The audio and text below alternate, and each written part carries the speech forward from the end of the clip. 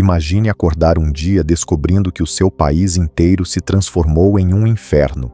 800 mil pessoas desaparecendo em apenas 100 horas.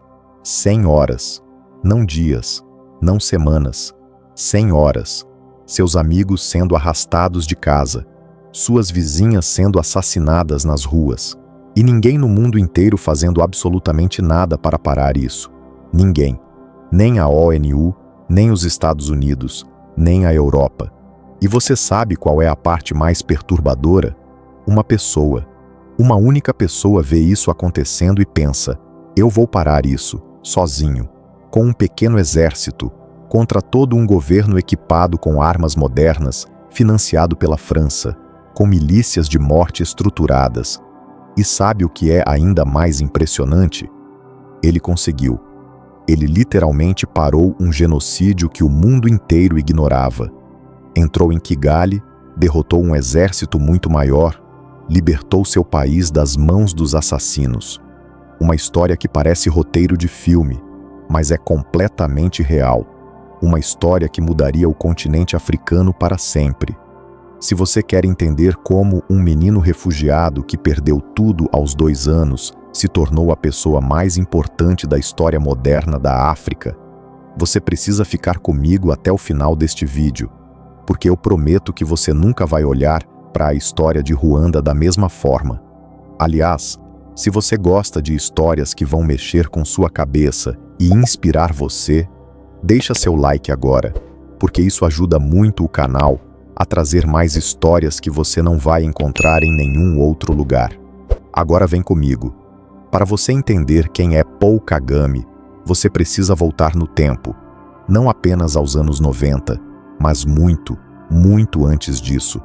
Você precisa entender a Ruanda que existia antes de tudo desmoronar. Por séculos, 3 grupos viveram naquela terra montanhosa no coração da África. Os Twa, que eram caçadores das florestas.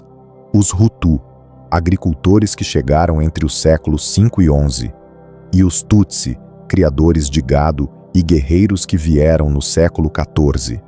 Os Tutsi, apesar de serem minoria, criaram um sistema chamado Ubuhaki, onde os Hutu trabalhavam para eles em troca de terra e gado. Com o tempo, esse sistema ficou cada vez mais injusto, concentrando todo o poder nas mãos dos Tutsi. Mas tudo mudou quando os europeus chegaram. Primeiro vieram os alemães, depois os belgas, e eles fizeram algo terrível, algo que mudaria para sempre a história de Ruanda. Eles pegaram diferenças que antes eram fluídas, baseadas em riqueza e ocupação, e as transformaram em algo permanente e racial. Os colonizadores belgas espalharam a ideia absurda de que os Tutsi eram uma raça superior aos Hutu. Criaram cartões de identidade obrigatórios, marcando cada pessoa como Tutsi, Hutu ou Twa. O que antes podia mudar com um casamento ou com riqueza, agora era permanente, gravado em um pedaço de papel. Eles estavam plantando as sementes de uma tragédia futura que ninguém conseguiria impedir. Em novembro de 1959, enquanto Ruanda se preparava para a independência da Bélgica, a violência explodiu como um vulcão que tinha estado dormindo por séculos. Camponeses Hutu, armados com facões, porretes e lanças, marcharam de vila em vila, incendiando casas e expulsando famílias Tutsi da terra que seus ancestrais tinham vivido. Centenas foram mortos. Milhares fugiram desesperadamente para países vizinhos, deixando tudo para trás. Essa foi a chamada Revolução Camponesa Hutu, que durou até 1961. Quando Ruanda finalmente se tornou independente em 1962, cerca de 120 mil Tutsi já tinham fugido do país. 120 mil pessoas perderam suas casas. Entre os refugiados estava uma família especial, uma família com conexões com a realeza ruandesa. O pai, Deogratius, era um homem de negócios bem-sucedido que tinha tudo. A mãe, Astéria, era prima da rainha de Ruanda. Eles tinham 6 filhos, e o mais novo tinha apenas 2 anos de idade. Seu nome era Paul Kagame. Esse menino, esse Paul, ele seria o personagem central dessa história. Imagina ser arrancado de casa aos 2 anos. Paul não tinha memórias do lugar onde nasceu, nenhuma lembrança, nada. Tudo que ele sabia sobre Ruanda vinha das histórias que ouvia dos adultos ao redor das fogueiras no campo de refugiados durante as noites frias. A família de Kagame fugiu primeiro para Nyanza, depois para perto da fronteira com Uganda. Mas não havia segurança em lugar nenhum, não havia futuro. Então, em 1961, atravessaram a fronteira. Uganda se tornaria sua casa pelos próximos 30 anos. 30 anos. Vida de refugiado não é vida, é sobrevivência pura. Os campos eram mal equipados, raramente abastecidos. As famílias recebiam pequenos pedaços de terra para cultivar, mas muitos acabavam trabalhando como mão de obra barata para fazendeiros locais só para conseguir uma refeição. Paul Kagame cresceu nessa realidade de extrema pobreza. Ele estudou em uma escola ao ar livre, onde as crianças literalmente sentavam no chão. Caminhava 16 quilômetros todos os dias para chegar à escola. 16 quilômetros. Ida e volta. Todos os dias. E mesmo assim, era o melhor da turma. Mas ser refugiado em Uganda significava ter um teto de vidro sobre a cabeça que nunca podia quebrar. Kagame não tinha cidadania ugandesa, então não podia receber bolsa do governo para continuar estudando, mesmo sendo o aluno com as melhores notas de todo o distrito. Por sorte, um amigo da família na Bélgica decidiu pagar seus estudos, mas o dinheiro não apagava a sensação de ser um pária, de ser tratado como estrangeiro, como alguém que não pertencia a lugar nenhum. No campo de refugiados, Paul conheceu um menino que mudaria sua vida para sempre. Fred Rwigema. A família de Fred também tinha fugido de Ruanda em 1960. Os dois se tornaram inseparáveis, irmãos de escolha. Juntos, eles ouviam as histórias dos mais velhos sobre a terra perdida. Juntos, começaram a sonhar com o impossível: um dia voltar para Ruanda e recuperar tudo o que haviam perdido. Mas a vida tinha outros planos. Quando Paul tinha 15 anos, seu pai morreu. Quase ao mesmo tempo, Fred desapareceu sem avisar. O garoto quieto e estudioso que sempre tirava as melhores notas começou a mudar. Começou a ficar irritado. Começou a brigar na escola, especialmente quando outros estudantes insultavam os refugiados ruandeses. Foi expulso e teve que terminar os estudos em outra escola, sem distinção. Depois de se formar, Kagame tentou encontrar oportunidades, mas as portas estavam fechadas. Ele era inteligente, dedicado, mas era refugiado, sem país, sem futuro, sem esperança. Foi então que começou uma jornada de autodescoberta. Em 1977, aos 20 anos, conseguiu documentos de viagem e visitou Ruanda pela primeira vez desde que era bebê. Ele atravessou a fronteira legalmente, mas escondeu quem realmente era. Se as autoridades descobrissem que ele vinha de uma família Tutsi, com conexões reais, morando em campos de refugiados em Uganda, poderia ser muito perigoso, muito mesmo. Kagame caminhou pelas ruas de Kigali à noite, observando tudo, vendo como o país estava dividido, vendo como os Tutsi eram tratados como cidadãos de segunda classe, e a raiva dentro dele cresceu. Mas também cresceu outra coisa: fascínio por estratégia, por inteligência, por revolução. Ele lia romances de espionagem, admirava Che Guevara. Estava se preparando para algo, mesmo sem saber exatamente o que. E então, Fred reapareceu. Mas não era mais o mesmo menino do campo de refugiados. Fred tinha se juntado a um grupo rebelde em Uganda, liderado por um homem chamado Yoweri Museveni, um homem que estava lutando para derrubar o brutal ditador Idi Amin. Fred tinha se tornado um soldado, um guerreiro de verdade, e tinha uma proposta para Paul: venha lutar conosco, junte-se a nós e vamos mudar a história. Em 1981, Paul Kagame e Fred Rwigema se juntaram ao Exército de Resistência Nacional de Museveni. Eram apenas 27 guerrilheiros no começo. Uganda mergulhou em uma guerra civil sangrenta. Por 5 anos, Kagame lutou nas sombras. Sua especialidade era a inteligência. Ele não era o soldado mais forte ou o mais carismático, mas era o mais estratégico, o mais observador. Aprendia a ler o terreno, a ler as pessoas, a ler a guerra como um livro.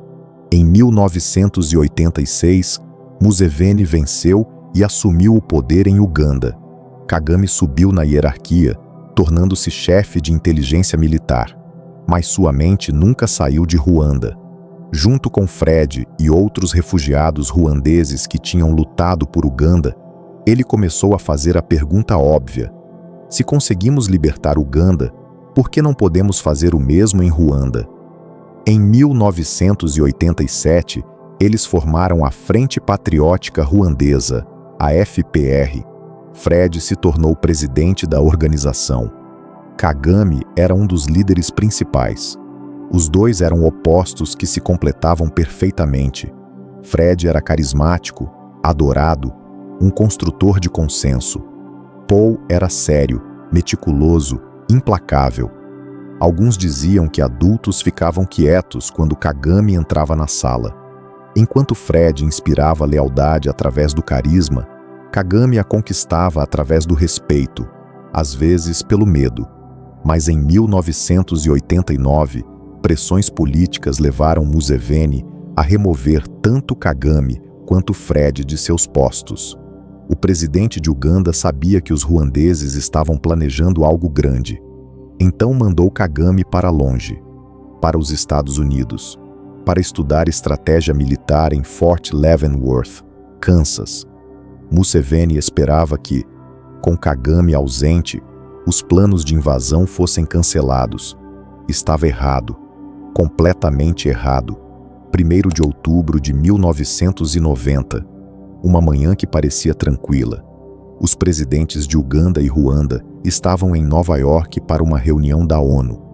Com ambos fora de seus países, os rebeldes viram a oportunidade. Às 10 da manhã, cerca de 2.000 soldados da FPR cruzaram uma pequena ponte para dentro de Ruanda. Liderando-os estava Fred Rwigema. O homem ausente era Paul Kagame, a milhares de quilômetros de distância em Kansas, estudando estratégia. No começo, tudo correu bem. Eles tomaram postos militares, capturaram pequenas cidades. Parecia uma vitória, parecia que conseguiriam. E então, no segundo dia, o desastre aconteceu.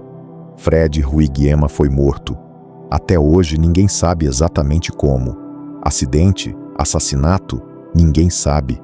Pânico se espalhou através das linhas rebeldes. O líder deles havia caído. Alguns rebeldes fugiram de volta para Uganda. Outros ficaram chocados, desorientados. O sonho de retomar Ruanda parecia ter acabado antes de começar. Em Kansas, Kagame recebeu a notícia devastadora. Seu irmão, seu melhor amigo desde a infância, estava morto. A rebelião estava colapsando. Sem hesitar, Kagame largou tudo e voltou para a África. Chegou ao campo de batalha e encontrou seus camaradas desorganizados, sem esperança. Mas Kagame não era homem de desistir. Ele mudou a estratégia completamente. Adotou táticas de guerrilha. Levou seus combatentes para as duras montanhas Virunga, onde sobreviveram em condições brutais. Pouca comida, sem remédios, noites geladas. Mas Kagame lembrava a eles da missão.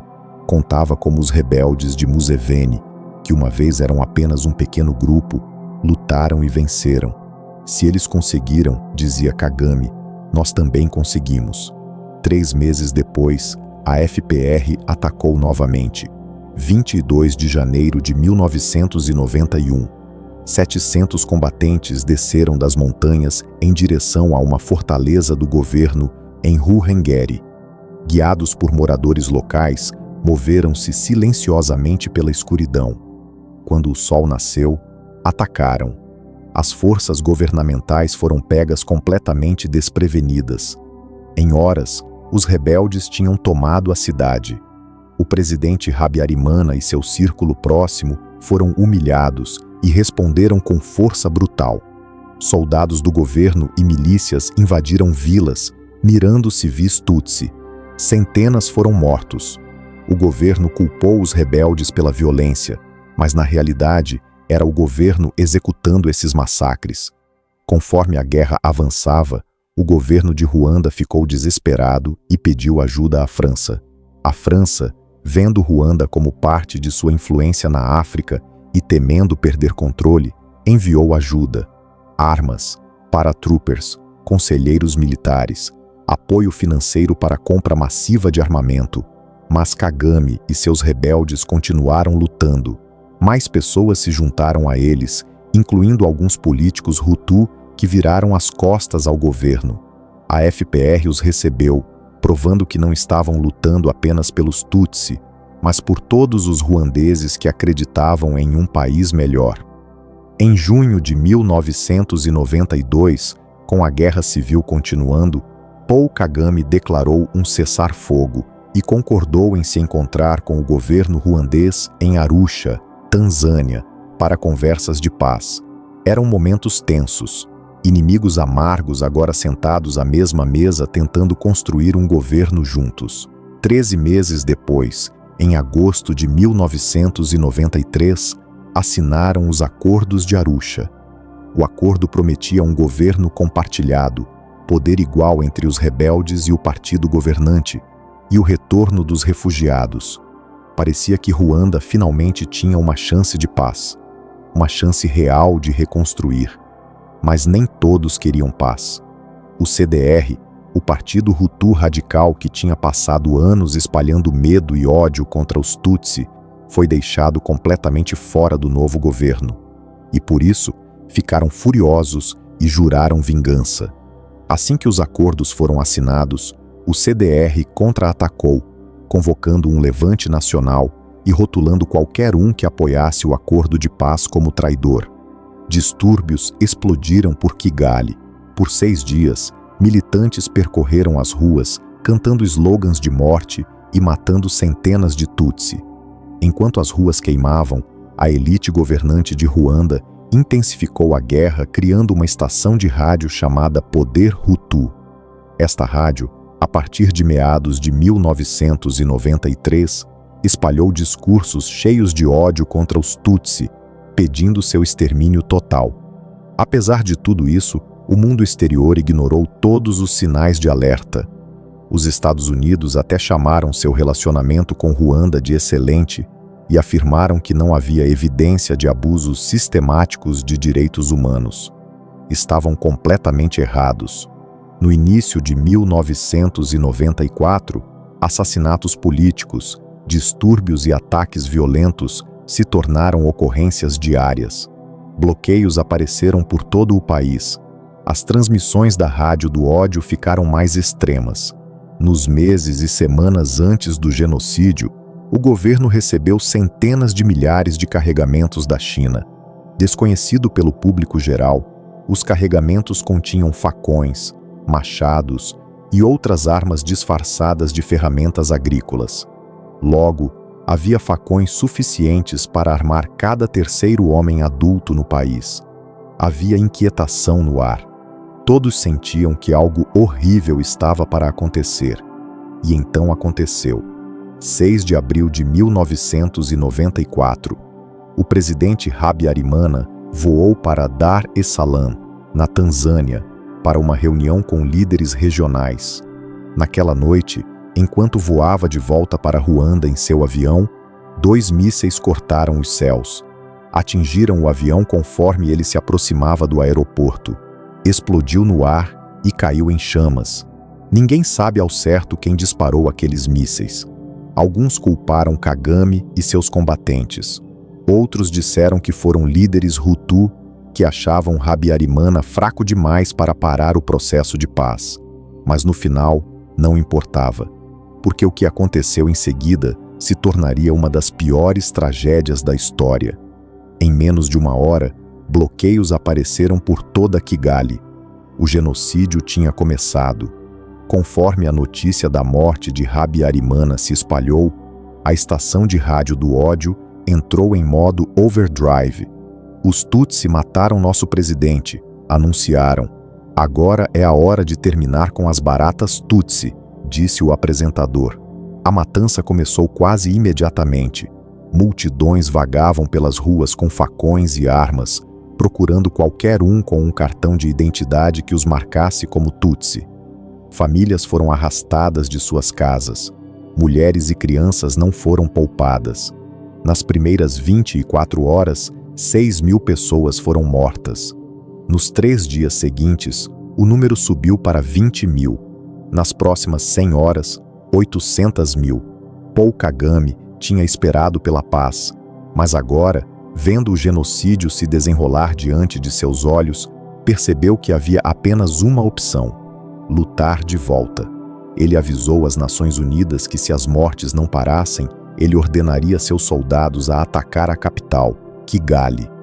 Ele até se ofereceu para trabalhar com as forças de paz da ONU para parar os massacres. Mas sua oferta foi ignorada. Ninguém respondeu. Ninguém ajudou. Kagame e seus combatentes lutaram bravamente e incansavelmente para retomar Ruanda e parar o genocídio. Eles se moveram rápido, atacando forças do governo e avançando em direção a Kigali. Em junho, metade do exército dele estava cercando Kigali, mas nem todos queriam que ele vencesse. A França, que tinha apoiado o governo de Ruanda por anos, não queria ver a FPR tomar o poder. Em junho, enviaram tropas sob o pretexto de missão humanitária, mas seu objetivo real era proteger as forças governamentais que estavam executando o massacre. Apesar desses esforços, os combatentes de Kagame continuaram avançando. Em 4 de julho de 1994, entraram em Kigali. As forças governamentais fugiram. 2 semanas depois, a FPR tomou o controle e declarou vitória.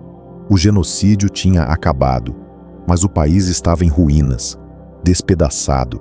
A batalha foi vencida, mas a guerra não havia terminado. Era hora de reconstruir. Paul Kagame, agora com 36 anos, se tornou ministro da Defesa e vice-presidente. Pasteur Bizimungu, um Hutu, foi feito presidente para dar a impressão de um governo equilibrado. Mas o poder real permaneceu com Kagame e a Frente Patriótica Ruandesa. O novo governo enfrentava desafios enormes. O país estava quebrado. Ao mesmo tempo, o exército ruandês derrotado e as milícias tinham escapado para o Zaire, hoje República Democrática do Congo, e estavam se preparando para lutar de volta. Kagame, agora encarregado de defender Ruanda, teve que agir rapidamente. Primeiro, pediu à ONU para desarmar os campos e movê-los para longe da fronteira. Mas nada foi feito. Os Estados Unidos bloquearam esforços para controlar os campos. Isso deixou Kagame frustrado. Ele teria que lidar com a ameaça sozinho. Em 1996, Kagame decidiu tomar as coisas em suas próprias mãos.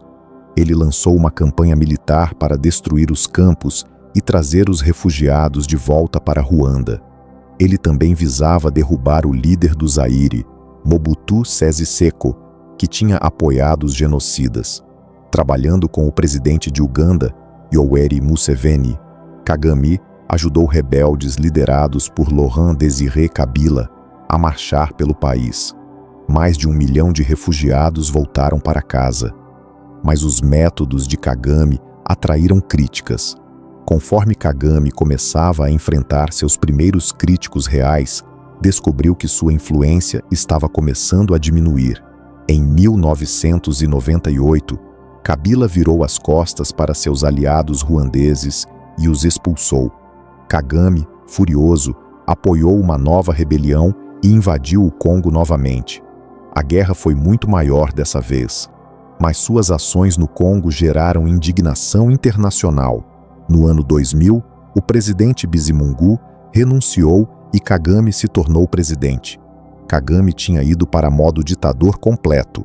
Jornalistas que questionavam a liderança de Kagame eram presos ou desapareciam. A oposição política foi sistematicamente eliminada. Seu principal desafiante em 2003, Faustin Twagiramungu, foi intimidado até deixar o país.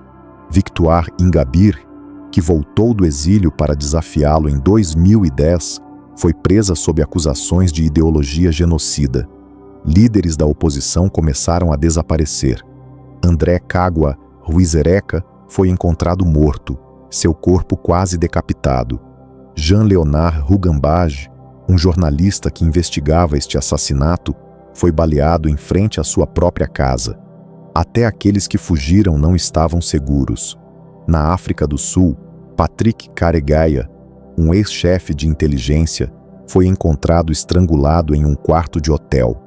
Seu aliado próximo, General Kayumba Nyamwasa, sobreviveu múltiplas tentativas de assassinato. Em 2015, um referendo constitucional foi realizado com uma aprovação suspeita de 98%, permitindo que Kagame concorresse novamente. Em 2017, Kagame ganhou 99% dos votos, um resultado absurdo até para padrões autoritários. Diane Rwigara, uma jovem empresária, tentou concorrer contra ele. Foi presa sob acusações fabricadas. Sua mãe e irmãs também foram detidas. Em 2021, Cassien Ntamuhanga, um repórter, desapareceu em Moçambique, presumivelmente sequestrado por agentes ruandeses. Yvonne Idamange, uma youtuber que criticou Kagame, foi sentenciada a 15 anos de prisão. Até antigos aliados não estavam seguros. Paul Rusesabagina, o herói do filme Hotel Ruanda, foi sequestrado de Dubai em 2020 e aprisionado sob acusações de terrorismo. Mas a influência de Kagame não era apenas em casa. Ele estava se intrometendo nos assuntos de outros países, especialmente seu vizinho gigante, a República Democrática do Congo. Por mais de uma década, Kagame foi acusado de apoiar milícias no Congo, alimentando uma crise que custou milhares de vidas. O envolvimento de Ruanda era sobre minerais e controle. Em 2004, Laurent Nkunda, um general tutsi congolês, se separou do exército congolês e formou um grupo rebelde. Investigações das Nações Unidas expuseram os laços profundos desse grupo com o regime de Kagame. Os combatentes lançaram ataques mortais no leste do Congo, matando civis e tomando áreas ricas em minerais. O governo de Ruanda negou qualquer envolvimento, mas relatórios mostravam que recebia apoio militar direto de Kigali.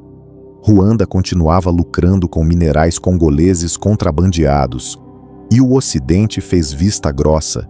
Kagame continuava a receber bilhões em ajuda dos Estados Unidos e do Reino Unido. Essa é a história de Paul Kagame, a história de um menino refugiado que perdeu tudo aos 2 anos, que cresceu em campos, foi tratado como estrangeiro, mas nunca desistiu, que se tornou soldado, estrategista, líder, que parou um genocídio e reconstruiu uma nação das cinzas. Mas também é a história de um homem que consolidou poder absoluto, que silencia oponentes, que invade países vizinhos, que controla cada aspecto da vida em Ruanda. Alguns o veem como herói, outros como ditador. A verdade provavelmente está em algum lugar no meio. Paul Kagame é ambos, o salvador e o opressor, o visionário e o autoritário. Sua história nos mostra que nem sempre as coisas são preto e branco, que um herói pode se tornar um vilão e que o poder absoluto corrompe absolutamente. Se você chegou até aqui, muito obrigado por assistir esse vídeo completo. Se inscreve no canal agora para não perder as próximas histórias incríveis da África que você não vai ver em nenhum outro lugar. Compartilha este vídeo com alguém que precisa conhecer essa história. E deixa nos comentários sua opinião. Kagame é o salvador que Ruanda precisa ou um ditador que precisa ser parado? Até a próxima!